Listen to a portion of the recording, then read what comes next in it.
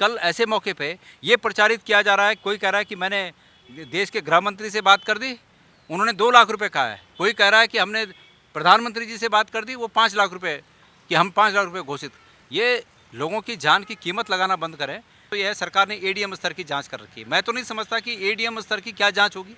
क्या किसी को भी, उत्तराखंड के किसी व्यक्ति को भी जो भी इस लाइन का थोड़ा जानकार हो, क्या उन्हें लगता है कि इतनी बड़ी घटना हो गई एक एडीएम उसकी जांच कर पाएंगे? और चूंकि वो सरकारी प्रेमिसेस में ऐसी घटना घटी, इसलिए प्रत्येक मृतक के आश्रित को, एक जन को, प्रत्येक घर से एक जन को सरकारी नौकरी में सेवायोजित करें। ये सरकार से हमारी बहुत स्पष्ट मांग है। चमोली में करंट लगने से असमय जो 16 लोगों की मृत्यु हुई है, उसके कारणों का अब तक पता नहीं लग पाया है। लेकिन कल कांग्रेस के 2 बड़े नेता हरीश रावत और गणेश गोदियाल वहां पर गए थे। उन्होंने वहां लोगों से बात की और उसके बाद जब वो लौटे हैं तो देवभूमि डायलॉग से बात करने के लिए यहां पर मौजूद हैं। धन्यवाद गोदियाल जी।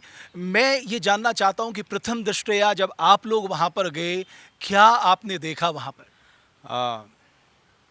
ये बहुत ही दुर्भाग्यपूर्ण घटना है और इस घटना में 16 लोगों ने अपनी जान गंवाई।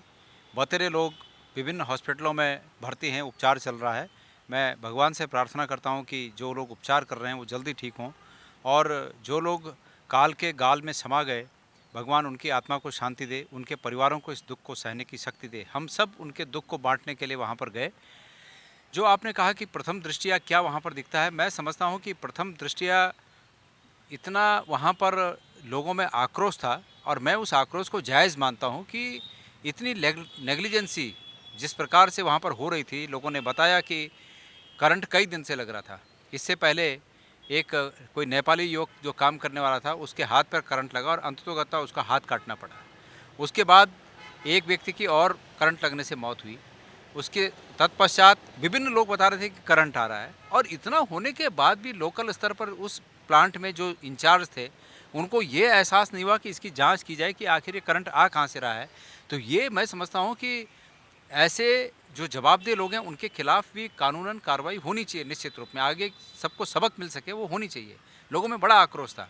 ये घटना जो है, ये घटना के अगले दिन एक व्यक्ति को करंट लग गया, उसकी मृत्यु हो गई। तो कोई जवाबदेह व्यक्ति वहाँ पर नहीं आ रहा है कि भाई इसका क्या होगा आखिर। तो उसके गाँव के लोग दूसरे दिन, गांव के लोग, उसके नज़दीकी लोग दूसरे दिन आके उसके हक की लड़ाई के लिए वहाँ पर एकत्रित हुए कि भाई ये अनावश्यक बेवजह किसी की मौत हो रही है और विभाग कुछ देखने को तैयार नहीं, कुछ कहने को तैयार नहीं, आखिर क्या होगा।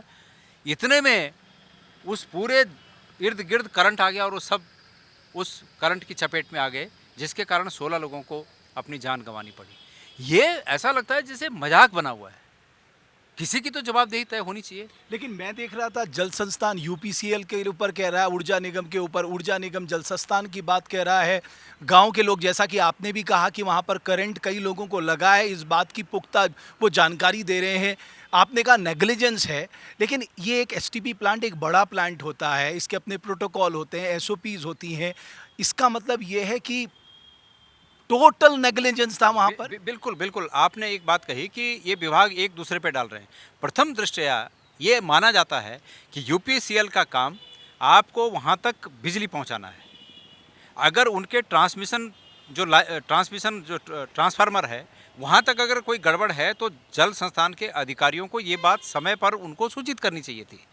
लेकिन अगर उसके बाद जो मैंने वहाँ पर देखा कि जो वेल्डिंग मशीन है उस पर विस्फोट होता है, और उस विस्फोट के बाद इस प्रकार की जो रेलिंग लगी होती है वो रेलिंग और तमाम नीचे ज़मीन में, क्योंकि आजकल बारिश का समय है, गीला है, सब जगह करंट आ जाता है।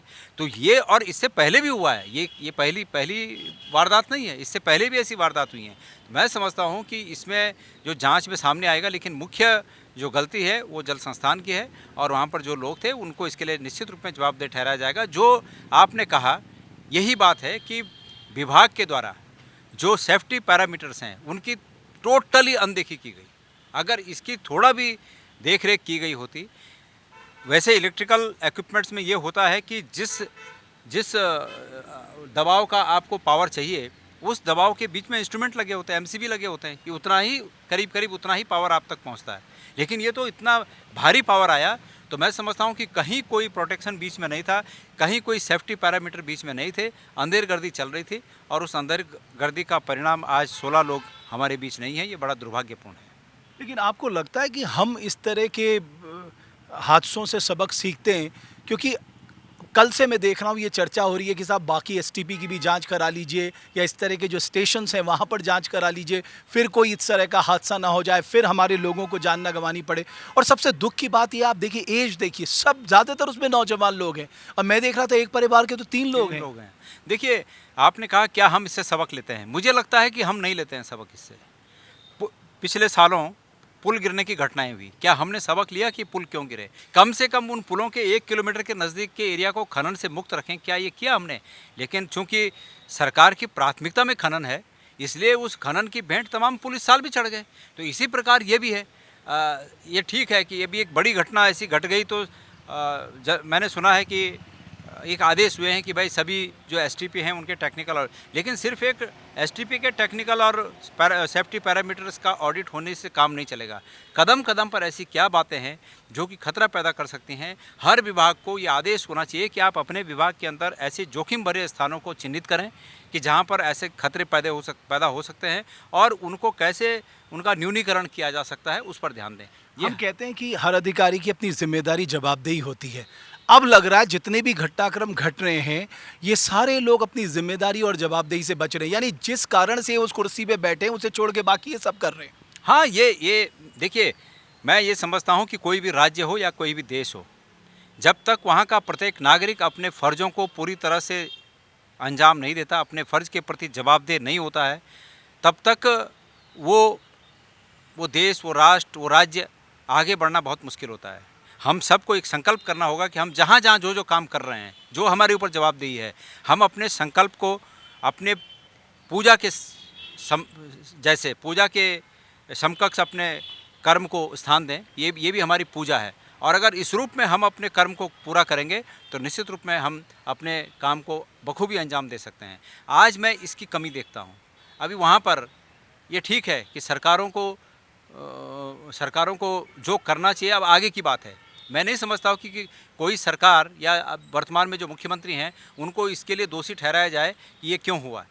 उनके लिए दूसरे कामों के लिए दोषी ठहराया जाएगा। जैसे उनको इस रूप में दोषी ठहराया जाएगा कि क्या उन्होंने एक व्यक्ति की जान की कीमत सिर्फ 5 लाख रुपए समझी, इसके लिए ज़रूर दोषी ठहराया जाएगा।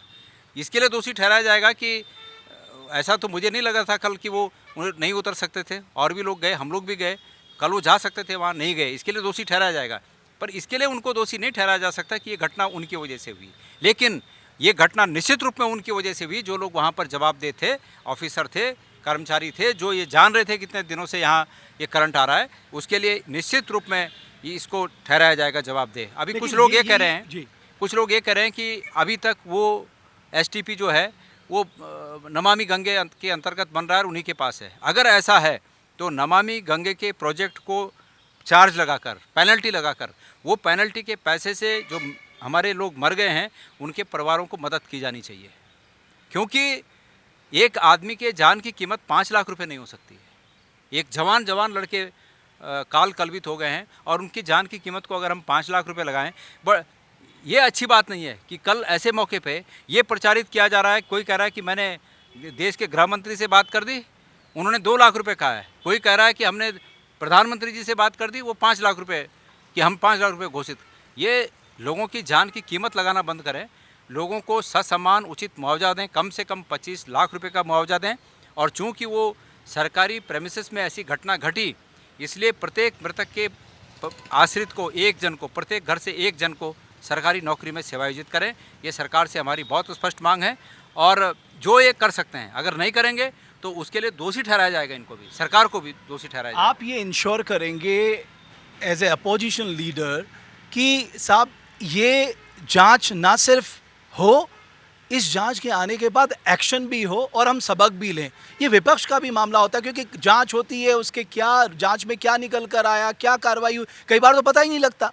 मैं वही तो कह रहा हूँ, मैंने पुलों का उदाहरण आपको इसीलिए दिया कि ये नहीं होना चाहिए कि जैसे 2-2.5 साल पहले कहा गया था कि डोईवाला के पास, रानी पोखरी के पास जो पुल टूट गया था, उस पुल को टूटने के बाद सरकार ने ये कहा था कि हम सभी पुलों का टेक्निकल और सेफ्टी ऑडिट करा रहे हैं। उसके बाद अब कितने पुल टूट गए।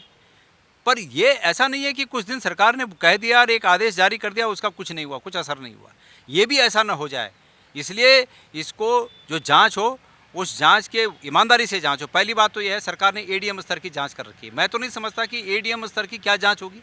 क्या क्या किसी को भी, उत्तराखंड के किसी व्यक्ति को भी जो भी इस लाइन का थोड़ा जानकार हो, क्या उन्हें लगता है कि इतनी बड़ी घटना हो गई, एक एडीएम उसकी जांच कर पाएंगे? उसमें मैं समझता हूं कि तटस्थ जांच होनी चाहिए, जो सरकार के पक्ष को सरकार के दबाव में न करे, बल्कि तटस्थ होकर इसकी जांच करे, और उसके लिए एक्सपर्ट लोग हों उसमें। मैंने कल जब जिला अधिकारी से बात की, हम लोगों ने, रावत जी, हरीश रावत जी भी वहाँ थे, उन्हीं के साथ में गया। हम लोग जब वहाँ थे तो हमने पूछा कि इसकी जांच कौन कर रहे हैं, तो उन्होंने कहा कि यूपीसीएल के कुछ एक्सपर्ट लोग आ रहे हैं। मैं ये मानता हूँ यूपीसीएल तो पार्टी है उसमें। यूपीसीएल अपने आप में एक पार्टी है। ये कैसे हो सकता है कि वो लोग किसी पूर्वाग्रह से ग्रसित ना होंगे और किसी दबाव में नहीं आएंगे? ये कैसे हो सकता है? तो होगा वही जिसकी संभावना है कि भाई लिपापोती कर दी जाएगी, किसी को दोषी नहीं ठहराया जाएगा। जब तक किसी को दोषी नहीं ठहराया जा सकता, तब तक ऐसी घटनाओं की पुनरावृत्ति को रोकना बहुत मुश्किल होगा। चलिए, बहुत धन्यवाद गोदयाल जी। धन्यवाद। तो कुल मिलाकर पूरा प्रदेश जो है वो पीड़ा में है। पीड़ा इसलिए है कि हमने 16 लोगों को गंवाया है, और घोर लापरवाही के चलते गंवाया है। ऐसी लापरवाही फिर किसी की जान पर भारी ना पड़े, इसके लिए बहुत ज़रूरी है ये इन्वेस्टिगेशन जो है वो फेयर हो, और इन्वेस्टिगेशन की रिपोर्ट आने के बाद कुछ सख्त ऐसे फैसले लिए जाएं जो नज़ीर बने। तब जाकर हम सही मायने में उन लोगों को श्रद्धांजलि दे सकते हैं जो समय से पहले ही काल को कलवित हो गए। हम भी चाहेंगे कि ये रिपोर्ट जल्द आए और एक्सपर्ट फैसला करें कि आखिर वहाँ गलती किसकी थी।